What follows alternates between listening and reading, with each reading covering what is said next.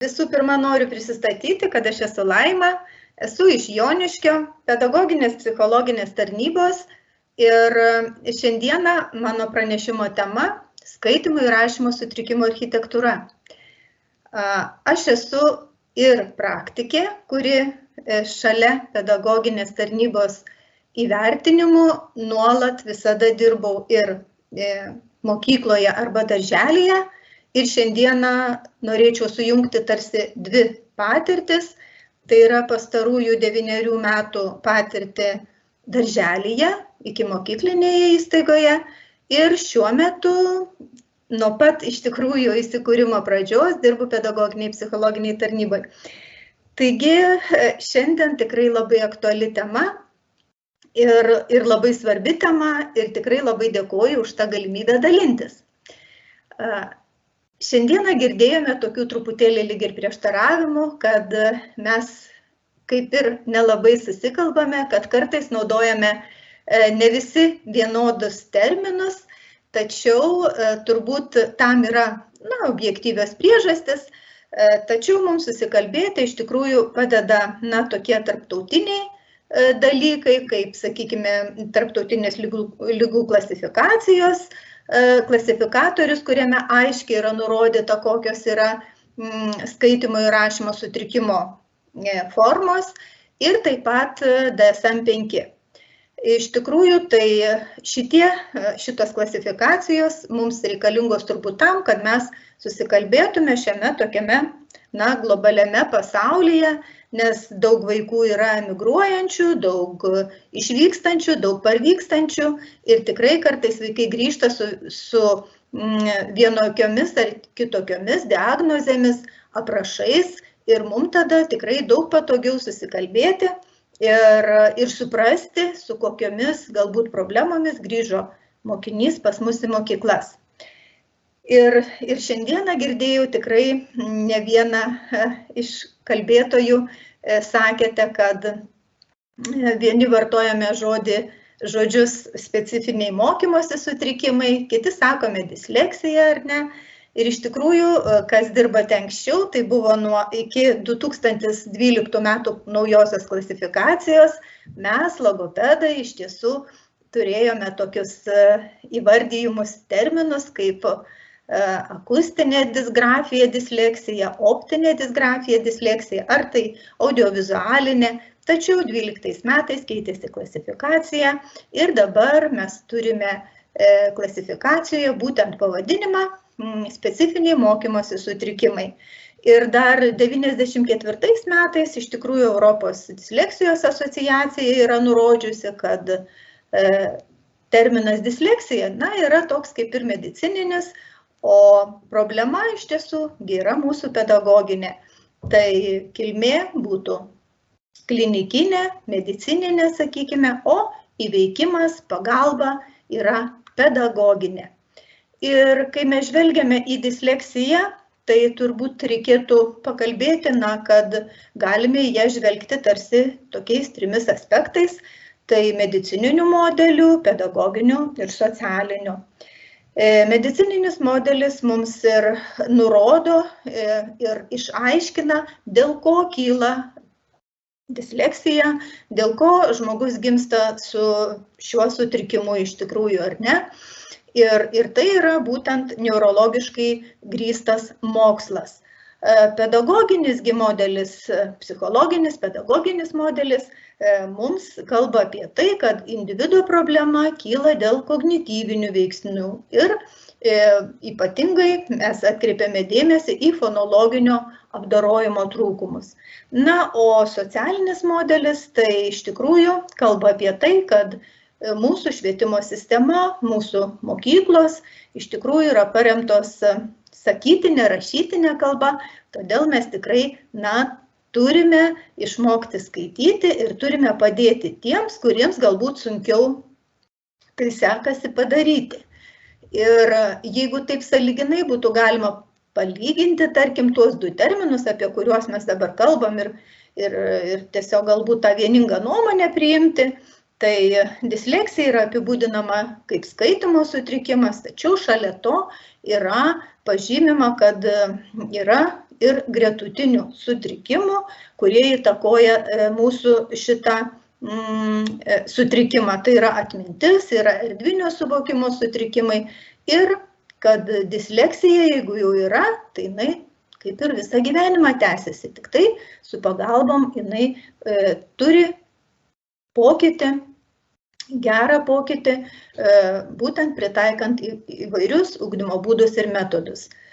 O skaitymo sutrikimas tai apibūdinamas kaip skaitymo problema ir kad ji gali būti išspręsta būtent lavinant šnekamąją kalbą, na ir taikant vienokius ar kitokius sutrikimus. Tačiau aš norėčiau pasakyti, ir jūs turbūt man pritartumėte, kad nėra taip svarbu, kokį mes dabar tą terminą pavartosime.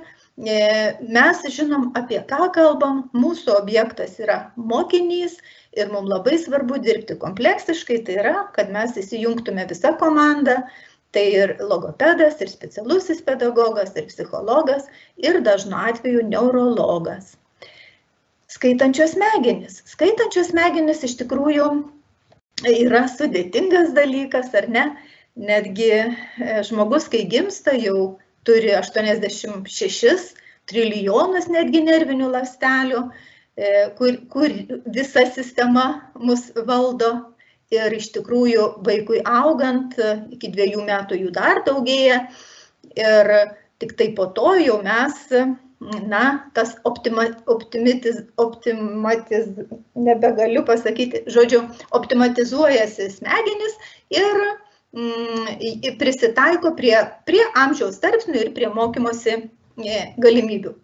Ir iš tikrųjų, jeigu žiūrėtume mes į tas skaitančias smegenis, tai matytume, kad štai pakaušio šitas sritis, ar ne, kur smegenėlių sritis, tai yra būtent tie centrai, kurie yra, kaip mes sakom, regimosios smegenys ir labai yra, čia atpažįstami yra grafiniai vaizdai.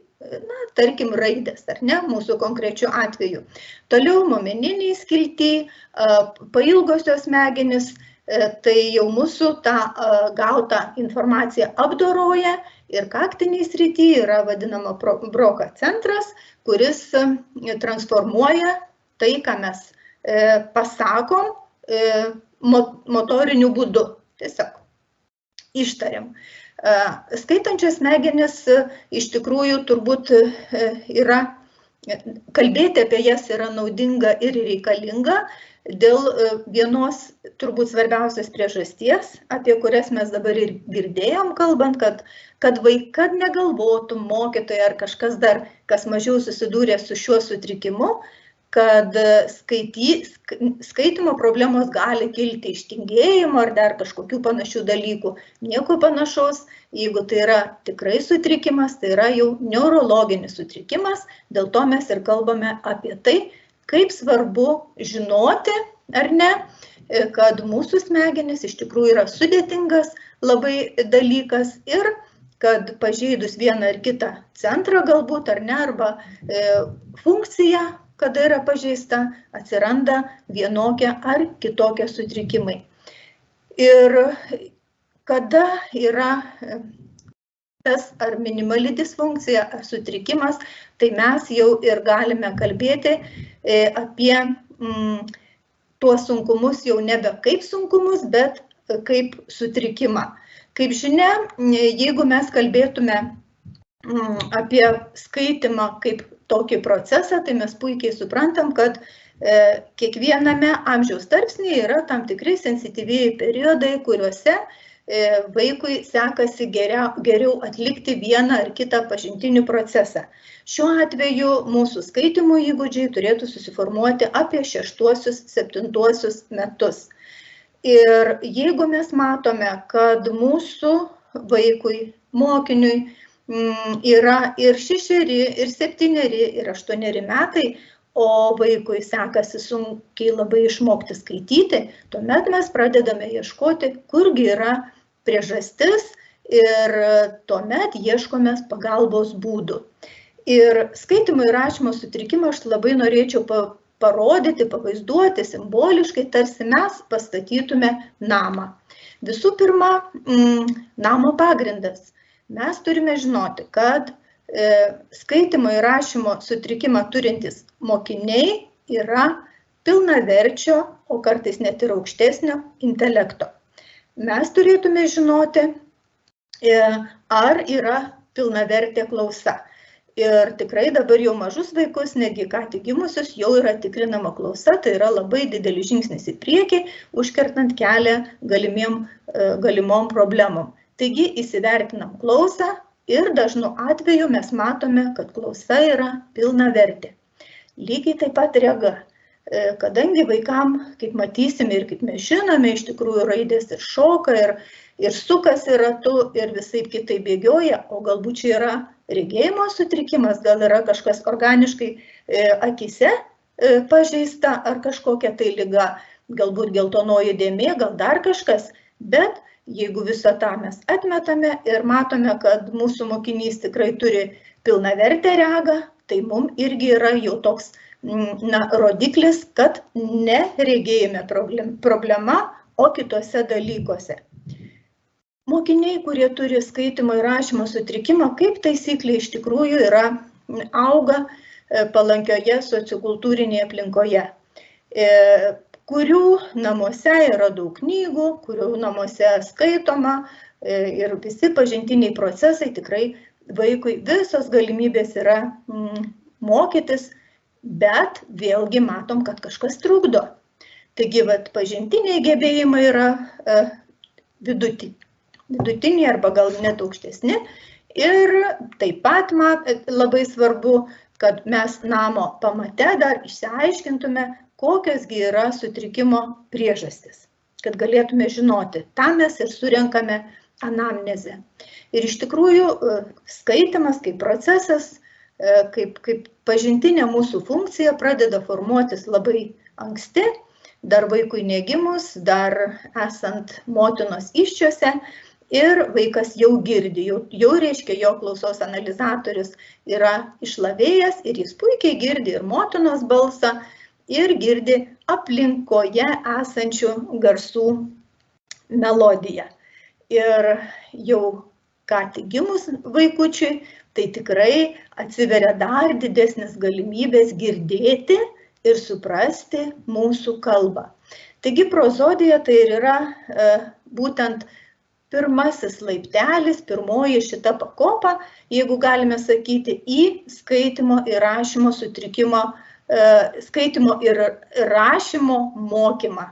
Ar ne? Nes skaitimas be rašymo dažniausiai kaip ir neina atskirai, jie būna kartu kaip dvyniai. Taigi, pirmiausiai mums labai svarbu suprasti, kad yra labai svarbi kalbinė klausa. Taip? Toliau mes kalbėsime apie žodyną, apie gramatinį kalbos sudėtingumą ir apie rišliąją kalbą. Ir kuomet prieiname prie rašymo, mums puikiai suprantama, kad turi būti labai svarbu ir vaikas turi gebėti akies rankos koordinaciją. Taigi, su kuo galime mes susidurti? Jeigu mes matome, kad tikrai mūsų pamatas yra tvirtas, kokiegi barjerai gali būti statant mūsų šitą namą simbolinį. Visų pirma, fonologinio suvokimo ypatumai. Kita problema – foneminio suvokimo sutrikimai. Iš tikrųjų, tai mes apie tai kalbame dėl to, kad tai daroma ikimokyklinėme amžiuje. Ir dirbdama darželyje aš supratau, kaip tai yra svarbu savalaikis išmokimas vaikui atskirti garsų, kuomet tikrai mūsų lietuvių kalboje yra garsų, kurie, akustiškai labai panašiai skamba. Ar ne? Iš tikrųjų, labai svarbu, toks barjeras kartais iškyla ir jeigu vaikam yra neišlavinta, tai erdvinio suvokimo ypatumai. Kaip žinia, mūsų vaikai gali neskirti kairės dešinės, aukštai žemai ir visų kitų erdvinių suvokimo savybių. Tai čia irgi yra barjeras, kurį mes turėsime mokiniui padėti įveikti. Taip pat vykdomosios funkcijos ypatumai.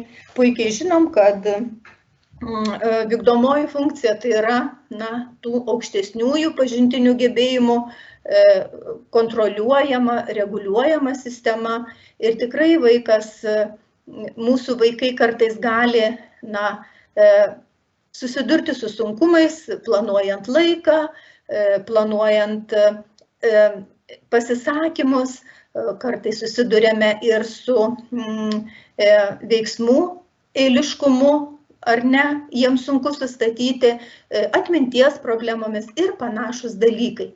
Tai iš tikrųjų tai yra tie barjerai, kurie mums trukdo ant šito tvirto pamato statyti namą. Dar viena iš savybių, tai yra lėtesnis informacijos apdorojimo greitis. Tai tikrai, ką klasės mokinys gali padaryti, sakykime, per 15 minučių, tai vaikas, kuris turi skaitymo sutrikimą, labai dažnai gali užtrukti ir 3 ilgiau. Ta turėtume žinoti, pažįstant mokinį. Ir pati ta skaitimo kaip procesas labiau galbūt jau atsiskleidžia nuo, tarkim, kokį pusės metukų vaiko, kuomet vaikas jau gali sėdėti, kuomet vaikas gali vartyti, domėtis knygelėmis, jas uostyti, čiupinėti, vartyti, tai vadinamas tas pseudo skaitimas. Tame amžiuje natūralu, kad labai svarbu yra tai, ką mes patys, tėvai arba darželio mokytojai vaikui skaitome. Tai yra pirmosios pasakėlės, pirmosios eiliuotos knygelės. Tai yra tiesiog vaikai dar nesuprasdami, galbūt nepilnai suprasdami kalbą, žodžių reikšmę, jie jau tarsi priima informaciją ir viską fiksuoja savo galvytėje ir kai ateis laikas, jau vaikas galės lengviau išmokti skaityti. Geros skaitimo prielaidos yra sakytinė kalba, dėl ko mes sakome, kad būtina vaikui daug su vaiku kalbėti. Ir dar geriau, jeigu mes vaikui skaitysime, nes literatūriniai kūriniai natūralu, kad yra vaizdingesni, turtingesni ir taip mes vaikui kuo daugiau suteiksim naudos, prieš pradedant pačiam skaityti. Natūralu, kad labai svarbus dalykas yra erdvinis suvokimas ir erdviniai vaizdiniai, netgi tokie paprasti dalykai kaip savo kūno suvokimas erdvėje ir tos pačios kairės dešinės pusės skyrimas, tai irgi turi įtakos mūsų skaitimo procesui. Taip pat labai svarbi yra optinė motorinė ir akustinė motorinė koordinacija. Tai yra jų tokia sinchronizacija, ar ne? Veikimas drauge.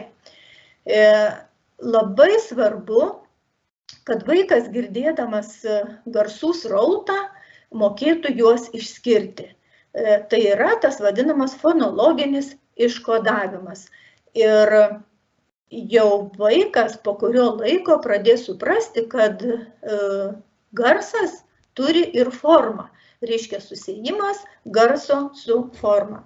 Ir aš čia keletą savo pavyzdžių vis įdėsiu, ką mes darydavom su vaikais darželėje, kaip vaikui lengviau įsiminti raidės ir garso ryšį. Tai galime sukurti įvairias pasakas ir galime taip vaikui padėti grafiškai atsiminti, susieti garsą su raide.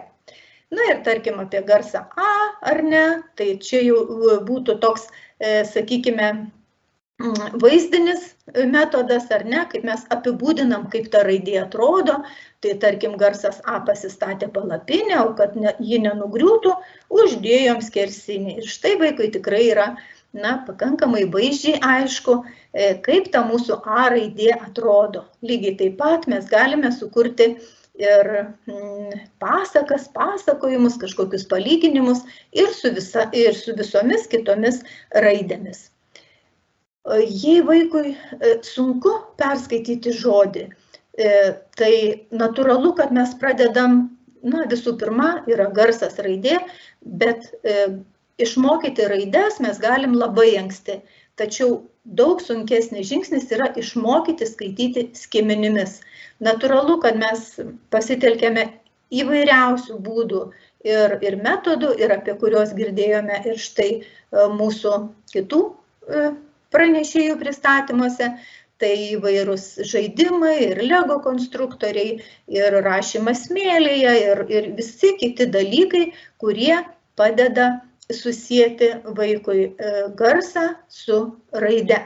Natūralu, kad pradedame didžiosiamis raidėmis, bet pamažu, aišku, mes mokome ir mažasias raides.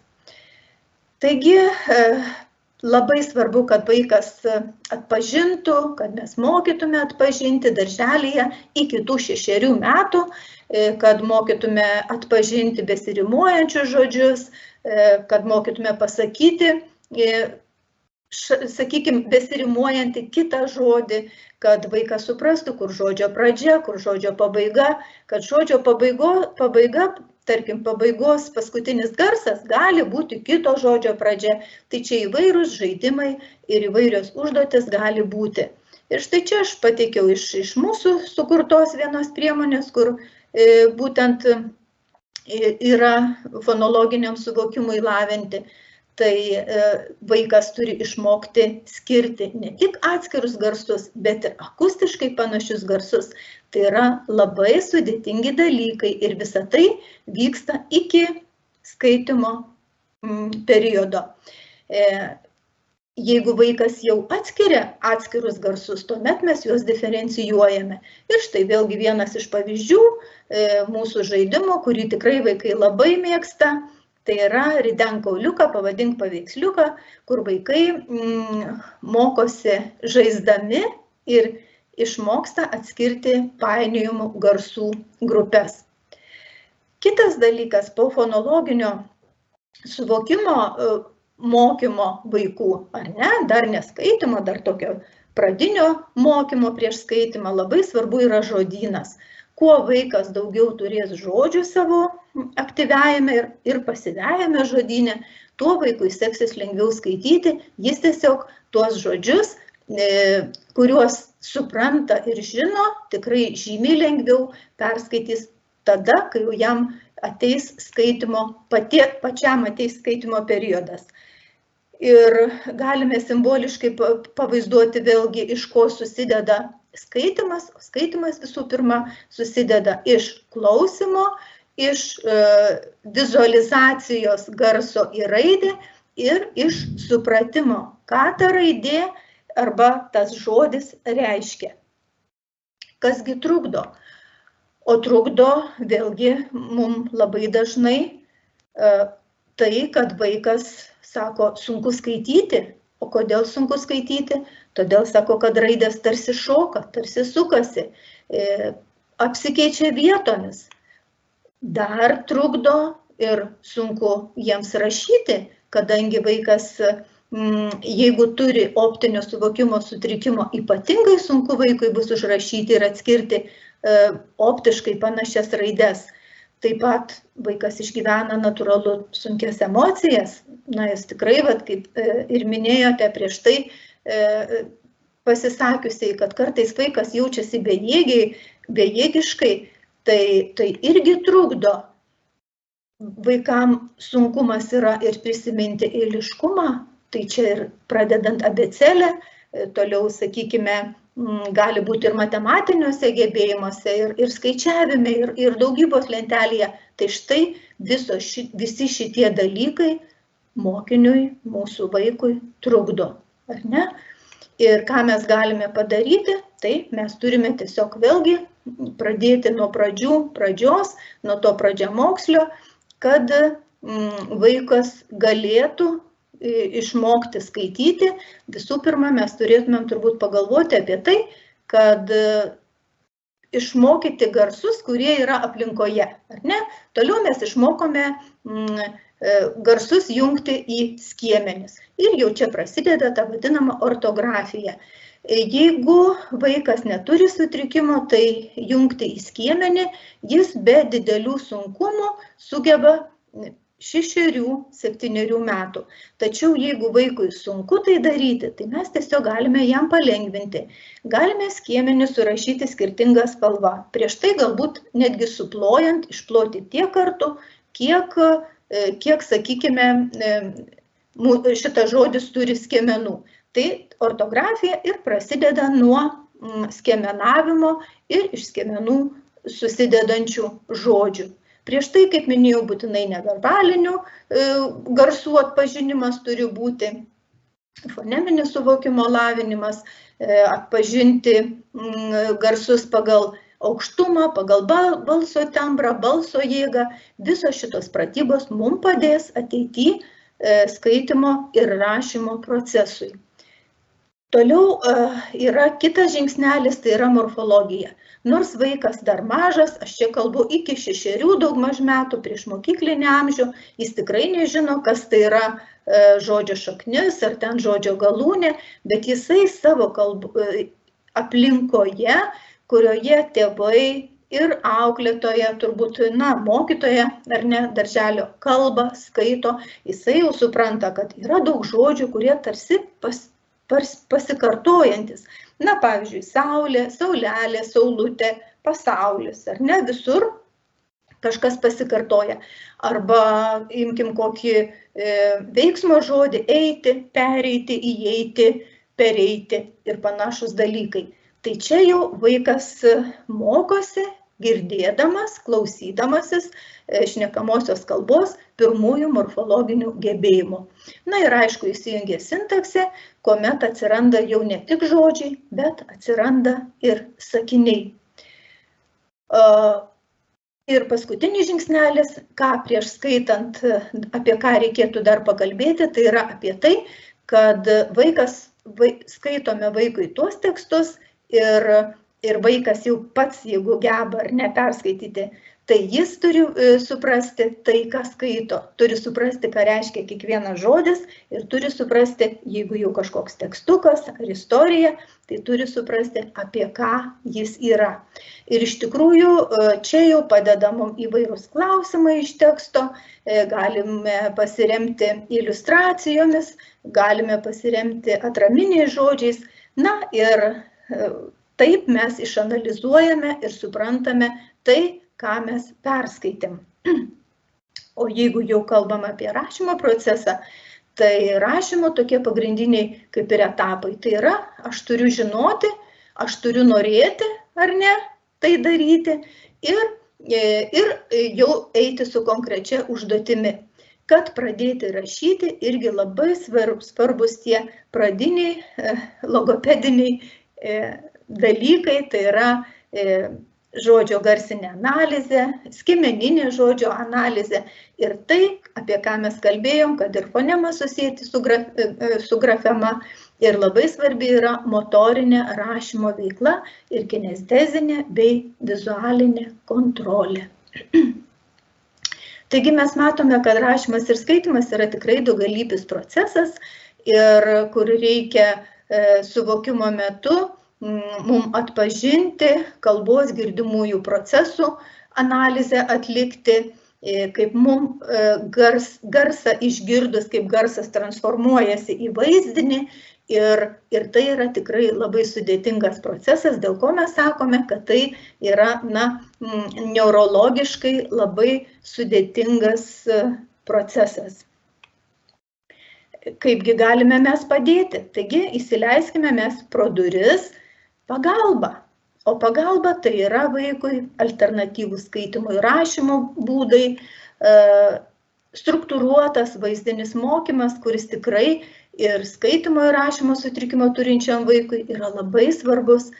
Taip pat iš pagalbos būdų mums yra mokymosi strategijų taikymas, apie kurias irgi jau girdėjom labai gražus pranešimai buvo taip. Ir turime lavinti dėmesį, dėmesio perkelimą, sutelkimą. Taip pat turime atminties procesus lavinti, grafinių gebėjimų lavinimo pratybas atlikti. Neužmirškim, kad užduočių pritaikymas irgi yra labai svarbus ir tas pritaikymas, aš jau girdėjau iš pasisakiusių prieš tai iš tikrųjų yra ir šrifto parinkimas, ir dydžio raidžių parinkimas, ir tarpai tarp raidžių turi būti. Ir aišku, jau pats šriftas neturi būti kažkoks įmantrus, o kaip ir sakėme, Arial, Bertana, šitie dalykai. pagalba yra labai svarbi, jeigu jinai yra sisteminga ir nuosekli. Tai yra sistemingas ir nuoseklus mokymasis. Na ir dar vienas iš pagalbų galimybių, kur tikrai labai džiaugiamės, kad vaikai, kurie turi skaitymo ir rašymo sutrikimą, jiems yra pritaikomi egzaminai. Gali būti pritaikomas, prailginamas laikas, kai žinom, kad vaikam tai yra mūsų labai svarbu, ir skaičiuojamos, grupuojamos arba netaikomos, nelaikomos klaidomis, akustiškai ir optiškai panašių raidžių painiojimas.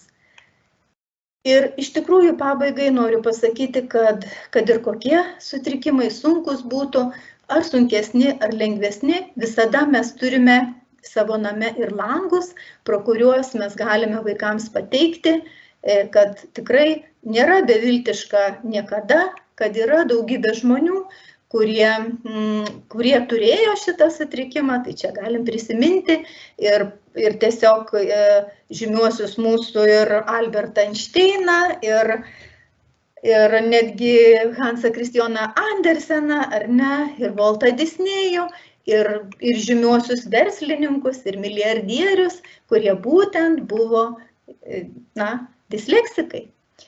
Ir iš tikrųjų nepamiršti reikėtų, kaip jaučiasi vaikas. O jaučiasi turbūt nelabai kaip. Nė vienas mes gerai nesijaustume, jeigu mes patirtume dažnai nesėkmes.